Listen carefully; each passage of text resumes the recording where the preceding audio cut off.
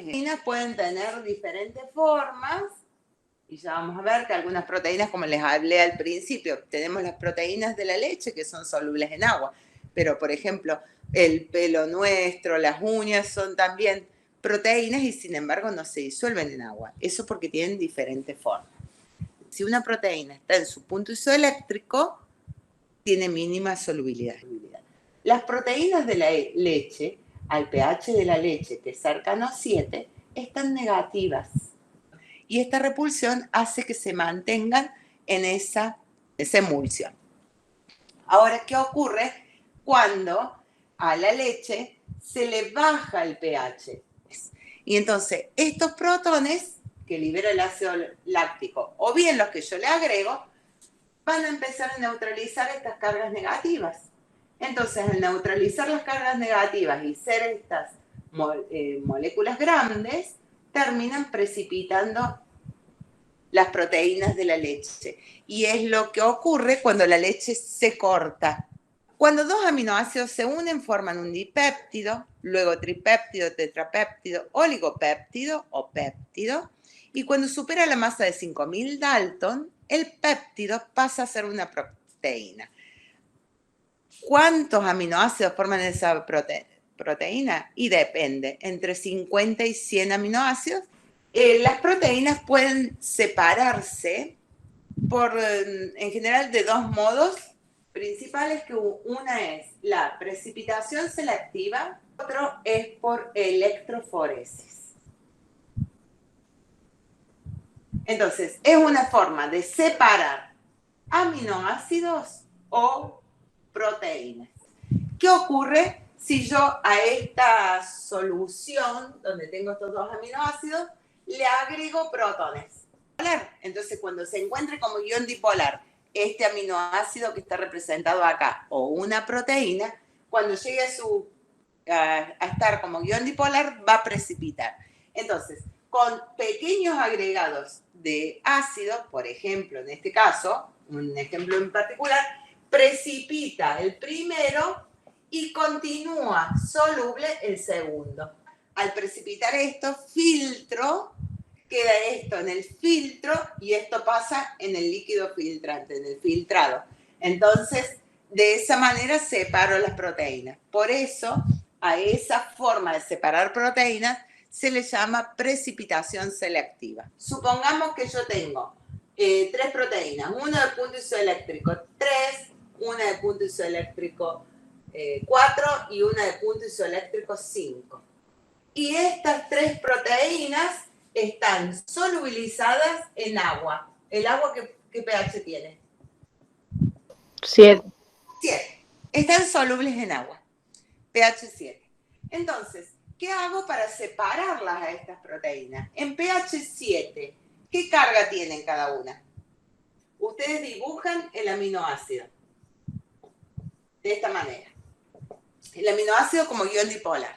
Entonces dicen, este aminoácido, no importa cuál sea, tiene punto isoeléctrico 3. ¿Qué quiere decir? Que a pH 3 está de esta manera. Ahora, yo no lo tengo a pH 3. ¿En qué pH lo tengo? pH 7. Porque está en agua. Entonces, para ir del pH 3 al pH 7, ¿qué agregué al medio? Tengo que agregar oxidrilos. Si yo agrego oxidrilos para llegar a un pH mayor al punto isoeléctrico de esta proteína hipotética, ¿qué le saco? Protón. El protón. Entonces va a quedar de esa manera. Como estas proteínas tienen punto isoeléctrico menor a 7, en pH 7, ¿cómo se encuentran? Como aniones. ¿Qué voy a hacer? Ir bajando el pH.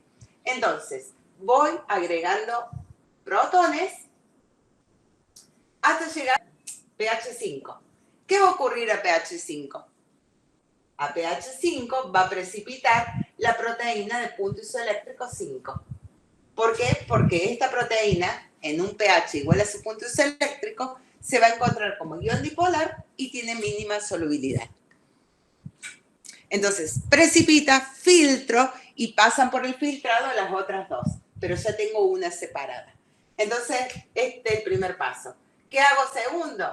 Agrego más protones hasta pH 4. Entonces, a pH 4, ¿quién va a precipitar? La proteína de punto isoeléctrico 4. Precipita, filtro y me quedó esta soluble. Entonces, de esa manera he separado las tres proteínas. Entonces, cuando la proteína está en un pH igual a su punto isoeléctrico, las cargas eléctricas están neutras y la proteína precipita. Ah, bien. Entonces, para eso cambiamos el pH para llegar al punto isoeléctrico y lograr una precipita y las otras van a quedar como cationes o como aniones. Tengo esta proteína de punto isoeléctrico 8. ¿Qué significa punto isoeléctrico 8? Que en un pH igual a 8, ¿cómo se encuentra la proteína? Como guión dipolar. Esta proteína no está en ese pH, está en un pH 7, porque está en agua. Entonces, para ir de pH 8 a pH 7, ¿qué agrego al medio? Hidro. Protones. Protones. ¿Dónde van a ir los protones? Entonces, como los protones van a ir ahí arriba, ¿cómo va a estar la proteína? Que todas estas van a estar como cationes. Y por eso están solubles en ese medio.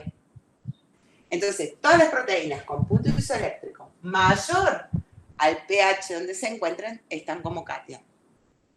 Lo tengo en 7, están todas como cationes. Paso a pH 8. ¿Cuál me va a precipitar? La de punto isoeléctrico 8. Filtro y la separo. Y por el filtrado pasaron estas dos. Entonces, ya separé una, me queda separar estas dos. ¿Qué hago? Sigo subiendo el pH. Voy hasta pH 9. Una vez que llego al pH donde esta tiene su punto isoeléctrico, la precipito a esta y separo esta de esta y de esa manera separo todas. La electroforesis se utiliza cuando tengo proteínas de diferente punto isoeléctrico, pero para ello necesito una cuba electrolítica. En la cuba hay dos electrodos al cual se le pone una fuente para que haga pasar corriente. Entonces la corriente va a pasar por acá, por todo este sistema y va a separar las proteínas. Entonces supongamos que tengo una proteína de punto isoeléctrico 3, otra proteína de punto isoeléctrico 5 y una proteína de punto isoeléctrico 7. Voy a elegir pH de la cuba igual a la proteína que está con punto isoeléctrico al medio, entre medio de las otras dos. Entonces el pH va a ser 5. Si yo elijo pH 5, ¿cómo se va a encontrar esta proteína? ¿Como cation, anión, guión dipolar? 5 va a estar como guión dipolar. O sea, esta proteína que tiene punto isoeléctrico 3, en un pH 5 se encuentra como anión. ¿Cómo me va a quedar esa proteína? Como cation. Como cation. Que en esta cuba electrolítica lo que hace esta fuente es pasar electricidad. Un flujo de electrones, carga negativa. Entonces, ¿qué pasa con esos electrones? Los electrones que van pasando acá, los electrones, cuando ven esto que tiene carga neutra, ¿qué hacen con esto que tiene carga neutra? ¿Lo repelen o lo atraen? ¿O nada? Nada, porque al no tener carga neta, no lo atraen ni lo repelen los electrones. Entonces decimos que esta proteína, como me dijeron al principio, precipita o queda estacionaria. Si los electrones encuentran algo positivo, ¿qué van a hacer? Y entonces lo van a llevar a lo que se dice cátodo. ¿Por qué al cátodo? Porque fíjense que los cationes se llaman cationes porque iban al cátodo. Entonces los llevan al cátodo. Y los electrones con algo negativo, Al ánodo. Lo van a llevar al ánodo y lo van a repeler. Entonces los aniones van al ánodo. Si los cationes van al cátodo, es porque el cátodo es negativo. Y si los aniones van al ánodo, es porque el ánodo es positivo. En un solo proceso separamos las tres. Una que queda en el medio, ahí estacionaria, no se mueve, y una que va al ánodo y otra que va al cátodo. La que queda como anión va al ánodo y la que queda como catión va al cátodo. Las estructuras que presenta una proteína. Pero las estructuras las tienen solamente las proteínas. Entonces, decimos que las proteínas tienen diferentes estructuras. Una es la estructura primaria. Cuando hablo de la secuencia de aminoácidos, es un tripéptido que ¿cuántas uniones peptídicas tiene? Un tripéptido tiene 2 uniones peptídicas. El primer aminoácido que voy a nombrar es el que tenga el grupo amino terminal. Y este es el grupo carboxílico, grupo ácido carboxílico terminal. Entonces, este aminoácido, supongamos que esté formado por lisina, alanina y metionina, este aminoácido quiere decir que la lisina, acá le quedó el grupo amino terminal y acá el ácido carboxílico terminal. Porque si yo lo nombro así, quiere decir que este tiene el grupo amino terminal y este tiene el ácido carboxílico terminal. Entonces son diferentes. No es lo mismo nombrarlo de derecha a izquierda que de izquierda a derecha.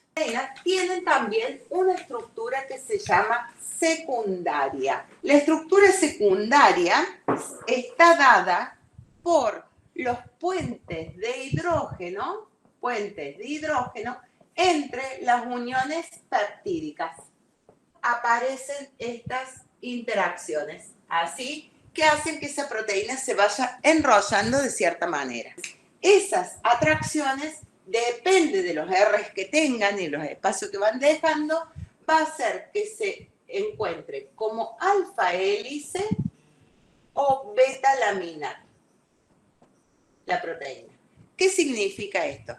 Estos son los dos extremos posibles. Por supuesto que la proteína, que son macromoléculas y que está formada por una cantidad impresionante de aminoácidos, más de 100 para que sea proteína, hay proteínas que tienen mucho más, van a tener una estructura mixta, es decir, zonas de alfa hélice, zona de beta laminar, después de alfa hélice, beta laminar, y puede predominar una sobre otra. Beta plegada también se le llama beta plegada. Todas las proteínas en su estado nativo tienen estructura secundaria, pero también tienen estructura terciaria. La estructura terciaria se da cuando aparecen las interacciones entre los R's. Con un R que sea así, ¿qué interacción hay acá? Iónica o electrostática. Pongamos que tengo un R que tiene un OH y otro R que tiene un amino, por decir. ¿Qué tipo de interacción va a haber ahí? Puente de hidrógeno, perfecto. Tengo una parte que tiene un anillo y otra parte que tiene un metilo. ¿Qué tipo de interacción va a haber ahí? Van der Waals. Y hay otras proteínas, que esto sí ya no es una interacción, sino que hay una reacción química, que tienen el grupo grupo tiol. Entonces, hay aminoácidos que tienen grupo tiol. Cuando yo tengo 2 aminoácidos con este grupo tiol, se forma esto, que es el puente disulfuro, sino que ya es un enlace covalente el que se forma. Y hay proteínas que tienen estos puentes disulfuro, o sea, esta unión ahí covalente, y hace que estas proteínas sean bastante robustas, se le dice, o fuertes, porque pueden estar en diferentes medios sin que se les produzca demasiada alteración, porque estos enlaces hacen que esa proteína no logre desdoblarse ni nada. Este tipo de interacciones puede ser que hagan a la proteína de 2 formas, de globular y fibrosa. Es lo que predomina en cada uno. Entonces, la globular, ¿qué ocurre? Que las interacciones entre los R's generalmente vienen de la alfa hélice y se vayan enrollando las proteínas así de esta manera y entonces quedan de manera globular.